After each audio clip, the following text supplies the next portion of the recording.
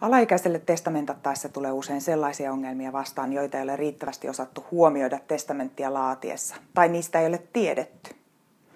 Ja jos harkitset alaikäiselle testamenttaamista, tai perillisiäsi on alaikäisiä, niin mieti, miten esimerkiksi omaisuuden mahdollinen myynti onnistuu. Ja mistä sitten mahdolliset nämä lapselle tulevat perintöverot maksetaan, mistä omaisuudesta.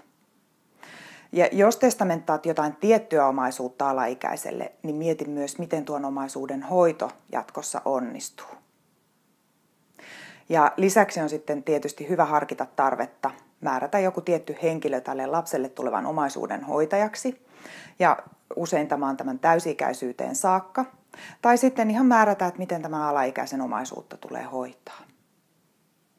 Ja tällainen saattaa olla tarpeen silloin, kun ei syystä tai toisesta haluta tämän lapsen vanhempaa tähän tehtävään.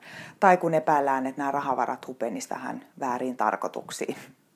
Ja paras keino on sitten tietysti määrätä tähän tehtävään testamentin toimeenpanija, joka voi olla joku läheinen, luotettava henkilö. Ja sitten määräys tämän omaisuuden hoidosta taas voi olla esimerkiksi vaatimus rahavarojen tallettamisesta määräaikaiselle tilille siihen saakka, kun tämä alaikäinen tulee täysikäiseksi. Ja toivottavasti tästä oli nyt pikkasen apua ja tarkempaa tietoa löydät blogista.